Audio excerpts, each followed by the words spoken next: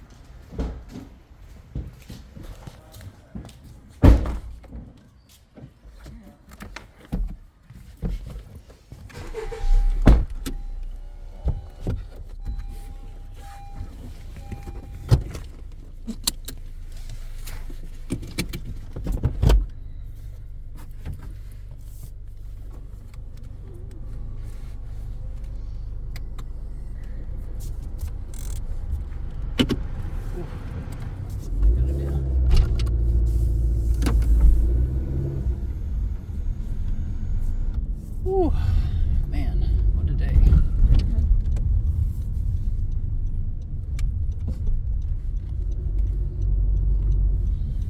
Okay, goodness, what a day. I'll start in a second. Okay.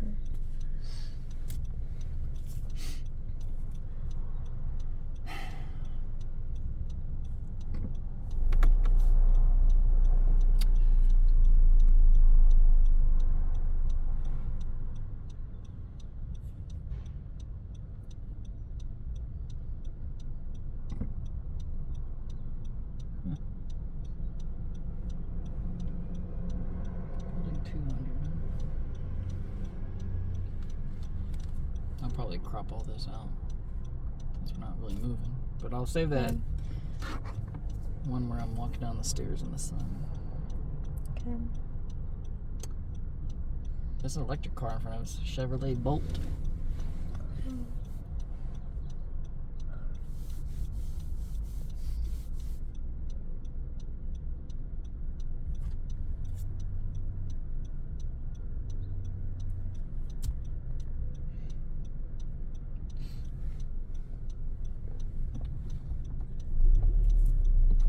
Here we go.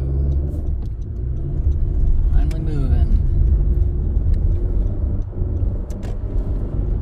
What's up, guys? Digimodels here. Haven't made a video in a while.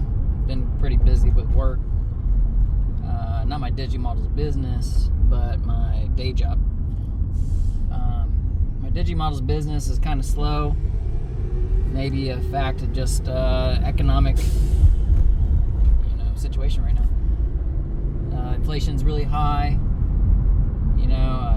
Unemployment is up.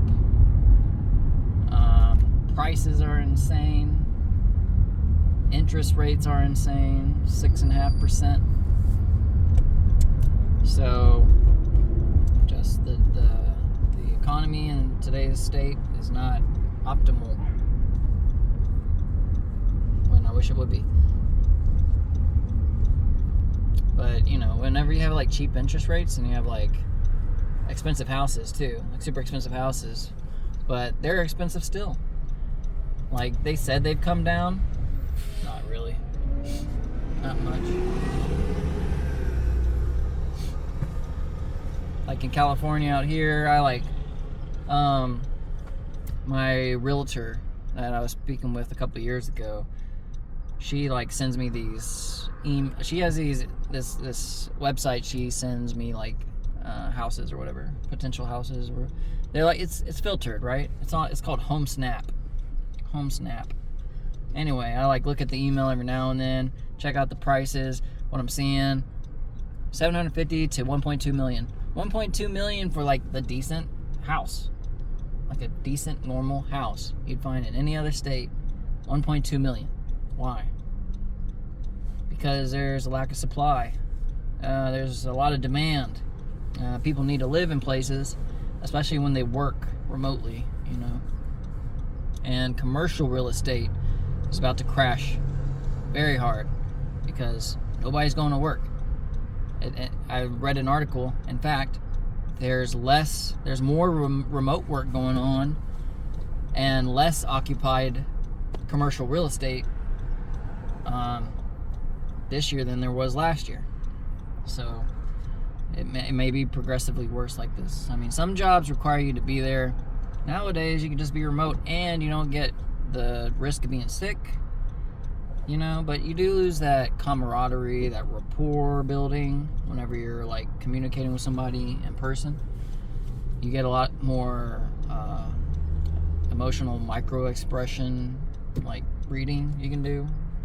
So as for my business, Digimodels, you know, we're taking a pause on the advertising for a little bit. I was like maximizing out my advertising and Instagram and Facebook and Google, and there was just not a lot of return on investment. So I just decided to pause. I was getting a lot of traffic, right? 50,000 visitors over a month, which is pretty good. So I mean, now I know, like I learned how to scale my advertising to reach that many people in the local environment, which is San Diego.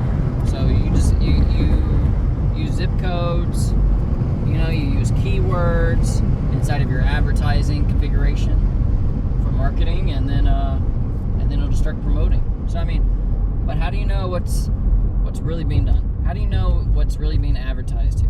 Well, you know, maybe it's a lot of before, like a year or two ago, it was like a lot of bots, right? Lots of bots on Twitter, bots, Facebook, bots, right? Just scripted code that periodically goes through, checks something, maybe changes something, and posts, and just continuously does that.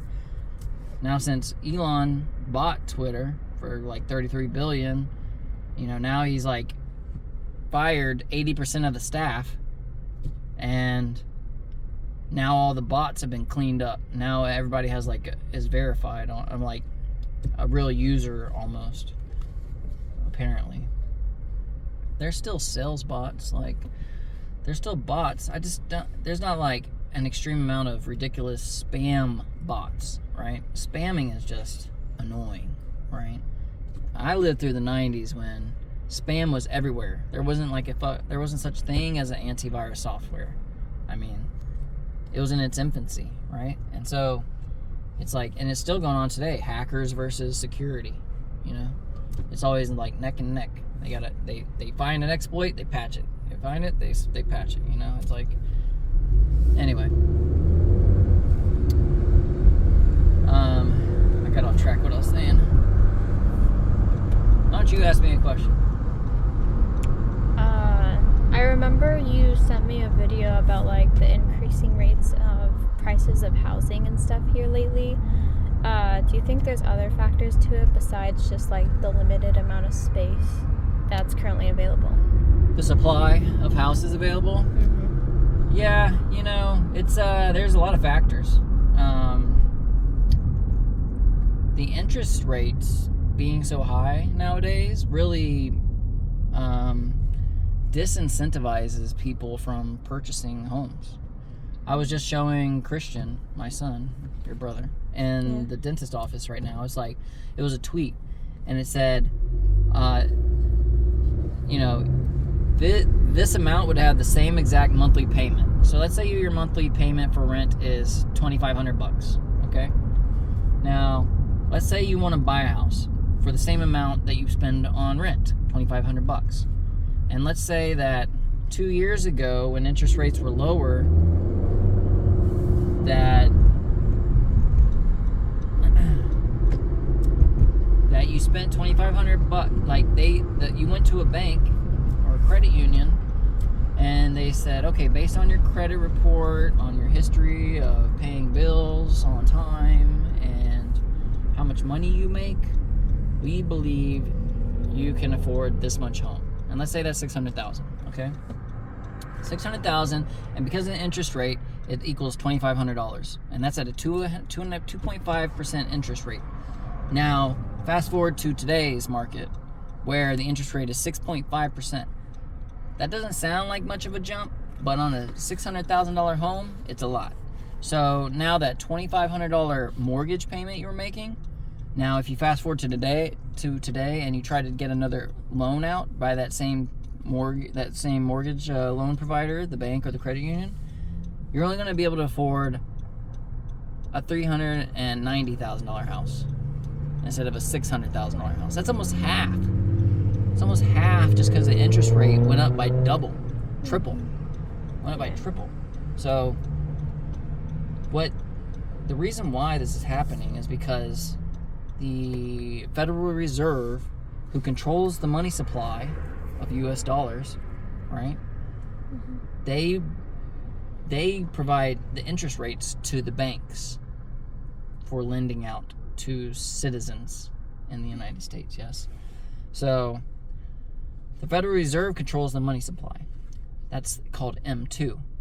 Or that might be velocity. I don't know.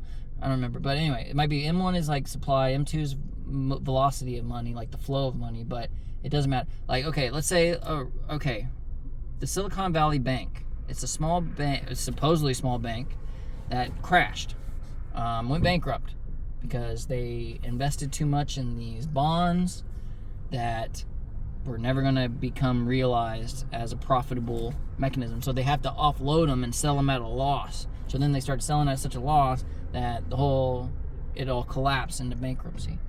So, I mean, that's what happens when the interest rates go high, and then, businesses, banks are like corrupt. All right. So, and then the numbers and the transaction logs don't match. And then whenever audit time comes around with the actual government, they get shut down. And then the government takes over, and then they make sure the citizens are provided their due diligence. But there's a thing called FDIC, Federal Deposit Insurance, right? It's like commission. They federally insure your money up to like $250,000 for each bank. That means if the bank goes insolvent, they go bankrupt, then the federal government will insure that you get your money up to $250,000. The thing that if it was up to that much, like if you have 10,000, they're not going to give you 250,000. They're going to give you 10. But if you had 250,000, the government would give you 250,000. However, if you have more than 250,000, that's all you're going to get back is the 250,000. So if you have 10 million in there and it goes bankrupt, then you only get 250,000. Mm-hmm. But the federal government ended up saving all of them too, and these are called bailouts. When they bail you out of mistakes you're making in society at these giant schemes, it's corruption. And that's and in America you're going to have crony capitalism to some degree. The law can't cover all aspects of capitalism, and especially innovative, like creative financial products that they create out of thin air. These are all just concepts they make for money, just to take it away from people or to give to themselves. Like, that's the goal, is to get the money from other people into your account. Okay, do it somehow, figure it out, make multiple streams come into your account so that it's like periodically ding ding ding ding, ding payday, ding ding ding ding payday, And that's why I'm trying to do my day job with my business. So, it's pretty nice when I get a monthly paycheck from my client. It's not much, but it's better than nothing. And it makes me feel like my business is valuable. I just got done speaking with the dentist with my son, Christian, and, I'm trying to market to them. I'm trying to advertise. I'm trying to get them to pay for my monthly service for advertising their dentist office and getting them more clients. But it seems like they're just overwhelmed, so I'm just hanging back, waiting until she really needs me. So anyway, we're here at and out, guys. Digimodal's out. Thanks for tuning in. Subscribe.